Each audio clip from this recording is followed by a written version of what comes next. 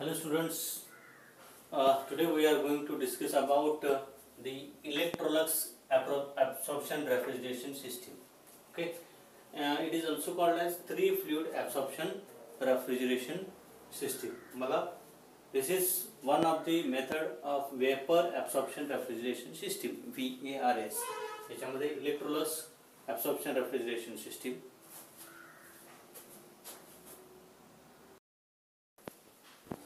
तर याला 3 fluid absorption refrigeration system का म्हटलेला आहे बघा, because in the system there are 3 fluids. First one, that is ammonia used as a refrigerant. Second one, hydrogen. Okay, ammonia,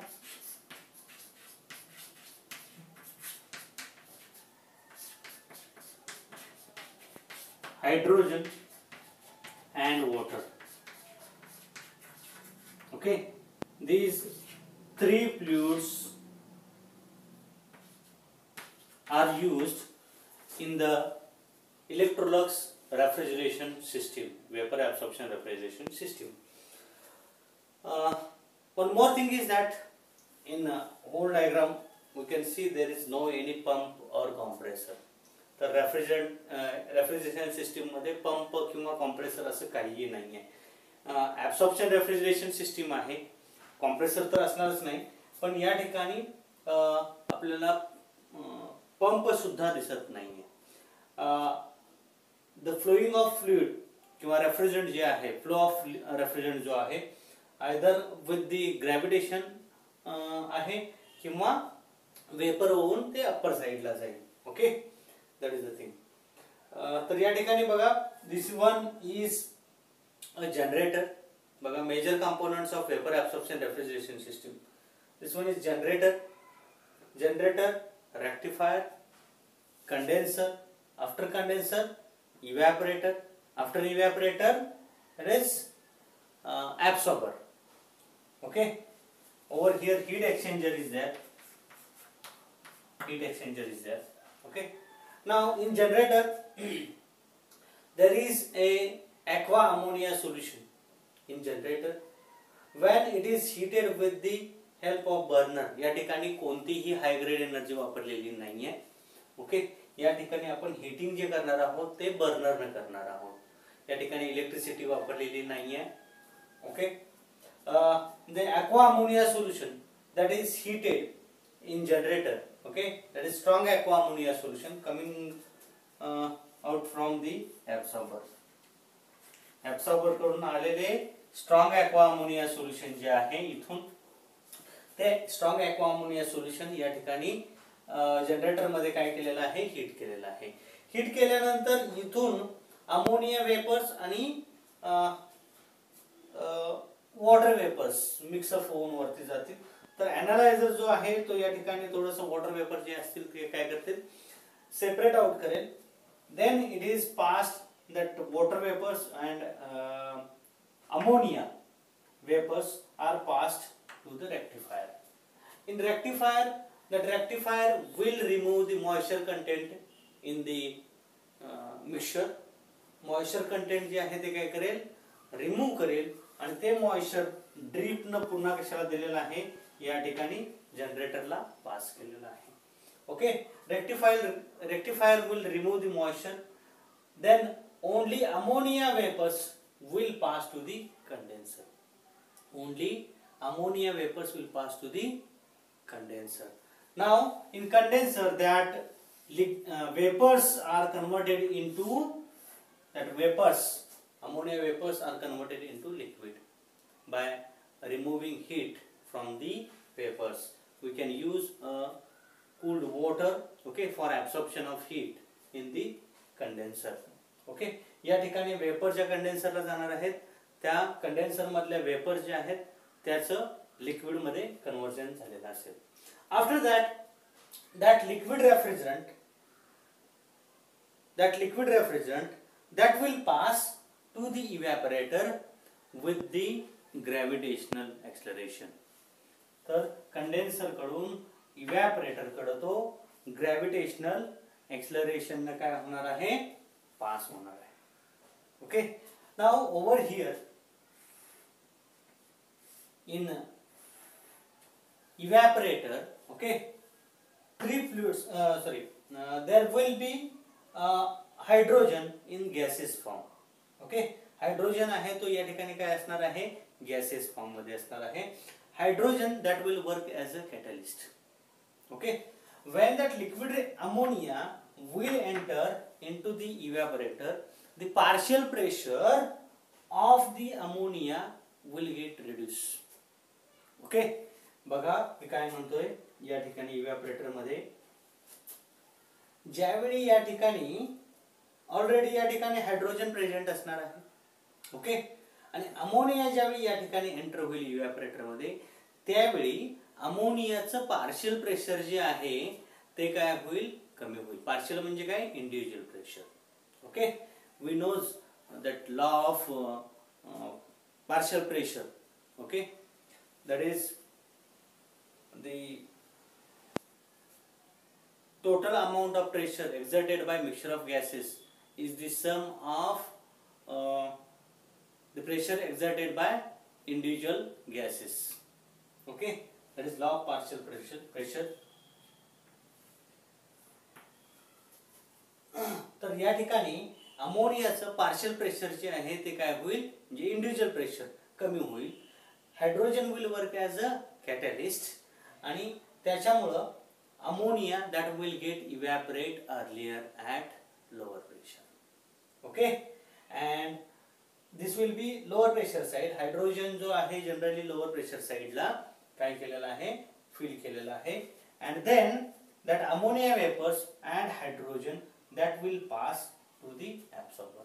या ठिकाणी absorber मध्ये आल्यानंतर hydrogen that is immiscible gas, that gas will not mix up with the water. या ठिकाणी water बरोबर hydrogen gas mix up होणार नाही. Only ammonia vapours that will get absorbed in the absorber, okay. Now from generator that weak solution that is again passed to the absorber over here. Now when weak solution will pass to the absorber, in absorber that weak solution will absorb ammonia, okay, coming out from the evaporator, and hydrogen gas will return to the evaporator, okay. Now over here heat exchanger is used. Heat exchanger is used, why heat exchanger is used over here, because we are heating the solution over here. This weak solution will be high temperature solution and this strong solution will be low temperature solution.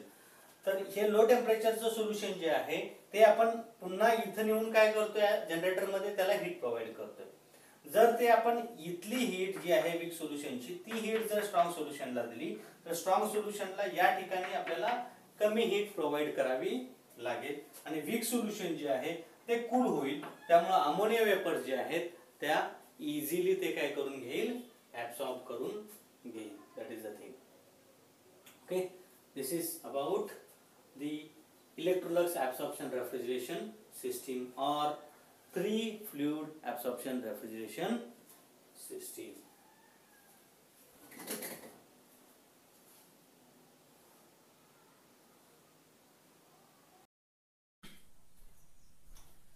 Hello students, now we are going to discuss about another vapor absorption refrigeration system, that is lithium bromide absorption system, okay. Lithium bromide is a salt solution, okay, and that will work as a absorbent, and another solution there is water, and water will work as a refrigerant, okay. In last point we have discussed about Electrolux refrigerator. In that a simple vapor absorption refrigeration system, in that water was used as a absorbent and ammonia that was used as a refrigerant. Over here lithium bromide solution that will work as a absorbent and water that will work as a refrigerant किंवा आपण ते पुढे coolant म्हणून वापरणार आहोत, okay. Now this is a schematic diagram of lithium bromide absorption system, okay. As we know, the major components of vapor absorption refrigeration system are absorber, generator, then condenser, expansion device and evaporator is there, okay. Now over here you can see this is a absorber, okay, that will contain the salt solution, lithium bromide salt solution, okay. आणि water vapour जे इव्हॅपोरेटर मधून येणार आहेत ते याच्यामध्ये येतील. या water vapour जे आहेत हे साल्ट सोल्युशन काय करेल, ऍब्सॉर्ब करून घेईल. या ठिकाणी कूलिंग कॉइल्स आहेत, so that the lithium bromide solution will get cool and that water vapors will get easily absorbed. हे सोल्युशन जर लो टेम्परेचरला असेल तर वॉटर वेपर्स या साल्ट सोल्युशन मध्ये ऑटोमॅटिकली काय होतील, मिक्सअप होतील किंवा कंडेन्स होतील. Okay, that's why cooling coil is provided over here. Now this salt solution and lithium bromide and water, okay, that strong solution that is a mixture of lithium bromide and water. Content of water will be more, that's why it is called as a strong solution. That strong solution is pumped with the help of pump to the generator. बघा याच्यातून lithium bromide आणि water यांचं mixture जे आहे ते strong solution pump द्वारे आपण कशामध्ये सप्लाय करतो आहे, जनरेटर मध्ये सप्लाय करतो आहोत. ओके, आता जनरेटर मध्ये या ठिकाणी कॉइल जी आहे ती काय आहे, हीटिंग कॉइल आहे. when heating coil will get operate, at that time this lithium bromide and water solution, strong solution will get heated and water will get evaporate, water vapors will get formed and salt solution that will settle at the bottom. lithium bromide solution जे असेल ते या ठिकाणी बॉटमला settle होईल आणि vapours जे असतील या डॉटेड दाखवलेले आहेत, या वेपर जे आहेत त्या वरती काय होतील, सेटल होतील. Now that high pressure vapors, okay, that are passed to the condenser, and this weak solution, heated weak solution means lithium bromide solution, that is passed to the absorber again. okay, या ठिकाणी heat exchanger use केलेला आहे. Heat exchanger काय करेल बघा, it will exchange the heat from weak solution to strong solution. कारण weak solution इथून जे येणार आहे, ओके, ते आपल्याला पुढे नेऊन या ठिकाणी ऍब्सॉर्बर मध्ये काय करायचं आहे, कूल करायचं आहे. कारण हे जर हायर टेम्परेचरला राहिलं तर या वेपर जे आहेत तर त्याच्याबरोबर मिक्सअप होणार नाही. ओके, त्याच्यामुळे याचं टेम्परेचर काय करावं लागेल, कमी करायचं आहे या ठिकाणी. आणि हे स्ट्रॉंग सोल्युशन आपण काय करतो, पुन्हा जनरेटर मध्ये नेऊन काय करतो, हीट करतो. म्हणजे हे हॉट सोल्युशन आहे, हे कोल्ड सोल्युशन आहे, हे आपण इथं नेऊन हीट करतोय आणि हे आपण इथं नेऊन कूल करतोय. त्याच्यामुळे या ठिकाणी जर आपण हीट एक्सचेंजर अटॅच केला तर काय होणार आहे बघा, स्ट्रॉंग सोल्युशन हॉट सोल्युशन याच्याकडून वीक सोल्युशन हॉट सोल्युशन याच्याकडून strong solution that is cold solution, okay, याला काय होईल, हीट ट्रान्सफर होईल आणि त्याच्यामुळे जनरेटर मध्ये जी आपल्याला हीट द्यावी लागणार आहे ती हीट कशी असेल, कमी द्यावी लागेल. तसेच इथं जे कूलिंग करावं लागणार आहे वीक सोल्युशनचं तेही आपल्याला काय करावं लागेल, कमी करावं लागेल. कारण इथं हीट स्ट्रॉंग सोल्युशनला ट्रान्सफर होईल. त्याच्यामुळे that's why the heat exchanger is provided over here in between the absorber and generator. Now water vapors will get formed over here because heating coil will heat the solution, strong solution, and due to that water vapors will be formed and that will be at upper portion of this system and at lower portion there will be salt solution, weak solution. These water vapors are passed to the condenser. Now here there will be a condensing water, म्हणजे इकडून coil मधून येणारे जे water असेल ते कंडेन्सिंग water असेल, ते या वॉटर वेपर्स कडून हीट काय करेल, ऍब्सॉर्ब करून घेईल आणि हे वॉटर वेपर जे आहेत that will get liquefied, liquid मध्ये कन्वर्ट होतील, वॉटर मध्ये कन्वर्ट होतील कंडेन्सर मध्ये.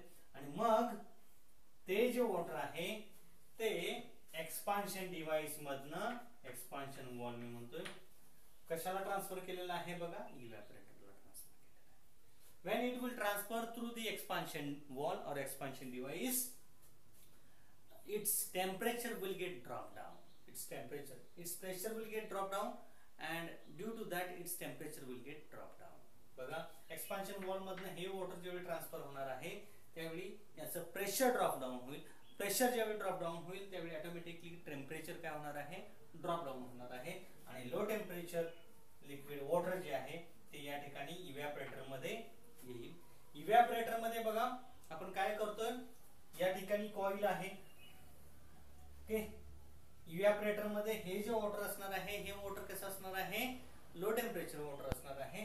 आणि याच्यामधून आपण या कॉइल मधून काय करतो, चिल्ड वॉटर आपण घेतो. म्हणजे इथून वॉटर इन होईल, इथून वॉटर इन होईल आणि चिल्ड वॉटर जे आहे ते इथून आउट होईल. आणि हे चिल्ड वॉटर डिफरंट प्रोसेसेस साठी आपण काय करू शकतो, वापरू शकतो. This is use for different applications.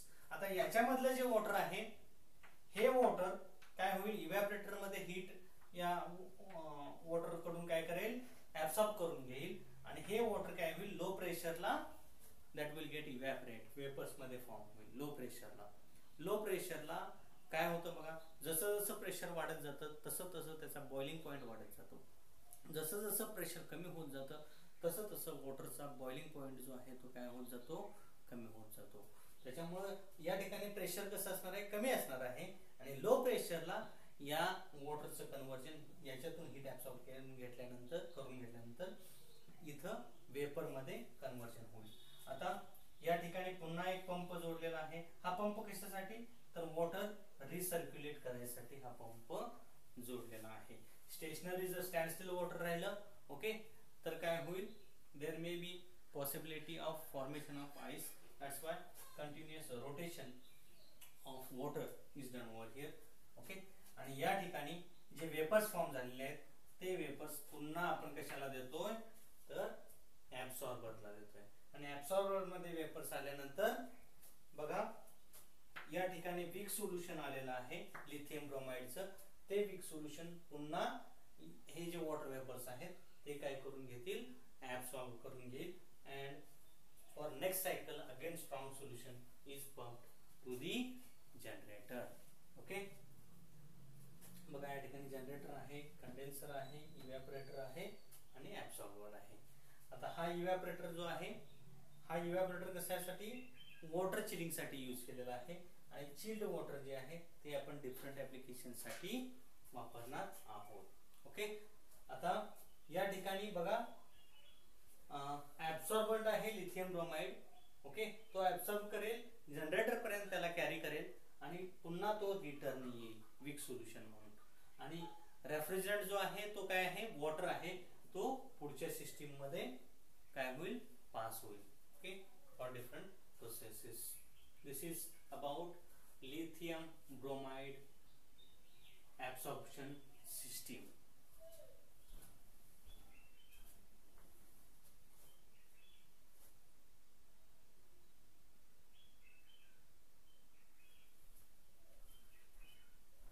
Now we will discuss about the merits and demerits of lithium bromide absorption system.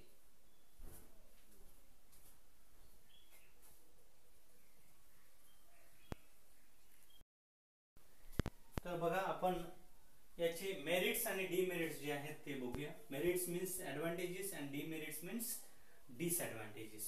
Okay, now as we know the vapor absorption refrigeration system, we can use a low grade energy. Okay, over here high grade energy वापरायची काही गरज नाही, compressor नाहीये, electricity वापरायची काही आवश्यकता नाहीये. Low grade energy वापरतोय आपण. Okay, that is one of the advantage of this lithium bromide absorption system. Second thing, moving parts या ठिकाणी जास्त नाही आहेत. मूव्हिंग पार्ट्स नसल्यामुळे वेअर अँड टियर जो आहे तो कसा असणार आहे, कमी असणार आहे. मेंटेनन्स जो आहे तो सुद्धा कसा असणार आहे, कमी असणार आहे.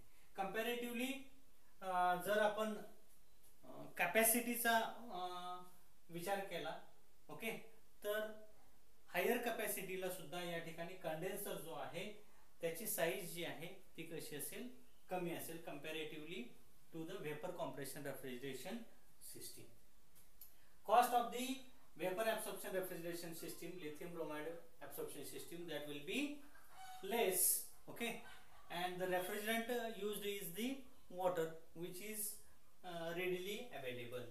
Okay, next, for large plants, मोठे मोठे जर प्लांट असतील तर कंपॅरेटिव्हली लेस बल्की, म्हणजे त्याची साईज जी असेल ती कमी असेल. म्हणजे समजा मला 30 टन्सचा समजा युनिट हे इन्स्टॉल करायचं आहे, तर 30 टन्सचं जर युनिट इन्स्टॉल करायचं असेल तर वेपर कॉम्प्रेशन रेफ्रिजरेशन सिस्टीमला फार मोठं युनिट लागणार आहे as compared to vapour absorption refrigeration system. Next advantage is that, बघा आपण वेपर कॉम्प्रेशन रेफ्रिजरेशन सिस्टीम मध्ये बघितलं होतं, जर इव्हॅपरेटर मधून liquid refrigerant as it is जर कॉम्प्रेसरला गेला तर कॉम्प्रेसर मध्ये अफेक्ट होऊ शकतो. कॉम्प्रेसर मधले लुब्रिकंट जे आहेत ते काय होऊ शकतात, वॉशआउट होऊ शकतात आणि त्याच्यामुळे त्याला प्रॉब्लेम होऊ शकतो. But over here that problem or the danger is avoided because over here there is no any equipment which is lubricated. Okay, या ठिकाणी कॉम्प्रेसर वगैरे काही नाही, त्यामुळे इव्हॅपरेटर कडनं समजा लोड कमी झाला आणि इव्हॅपरेटर मधनं liquid refrigerant as it is जर या ठिकाणी गेला ऍब्सॉर्बरला तर काहीही फरक पडणार नाहीये. Okay, liquid passing through exit of evaporator constitute no any danger. Okay, these are the advantages of lithium bromide absorption system.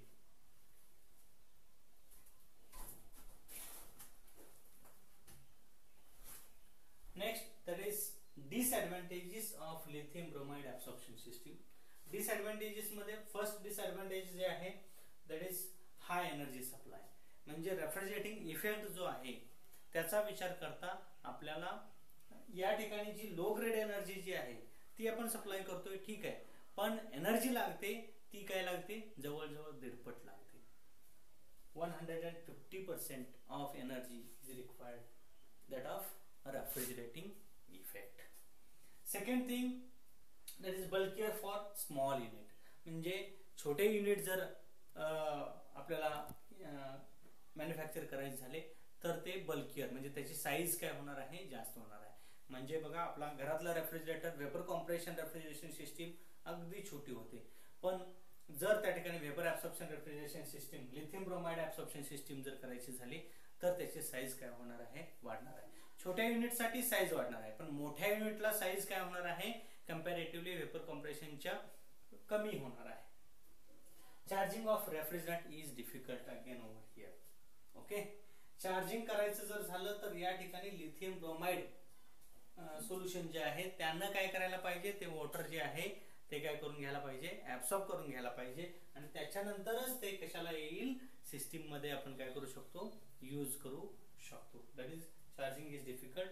One more thing, response, सिस्टीमचा रिस्पॉन्स जो आहे तो कसा असणार आहे, कमी असणार आहे. वेपर कॉम्प्रेशन रेफ्रिजरेशन सिस्टीमला रिस्पॉन्स जो असणार आहे तो क्विक असणार आहे, कमी कालावधीमध्ये असणार आहे. पण या ठिकाणी रिस्पॉन्स जो आहे सिस्टीम स्टार्टिंगच्या वेळी जो रिस्पॉन्स असणार आहे तो कसा असणार आहे, कमी असणार आहे. कारण इथून हे ऍब्सॉर्ब केल्यानंतर हे सोल्युशन जे आहे टोटली जनरेटरला पाठवावं लागेल. जनरेटर मध्ये हीट होऊन वेपर्स फॉर्म व्हावे लागतील, या वेपर्स कंडेन्सर मध्ये लिक्विफाय करावे लागतील. पण वेपर कॉम्प्रेशन रेफ्रिजरेशन सिस्टीम मध्ये रिस्पॉन्स जो आहे तो क्विक असतो, within short period of time असतो. That is again disadvantage of this lithium bromide vapor refrigeration system, absorption refrigeration system. Okay, now from next lecture we will discuss about problem related to vapor compression refrigeration system.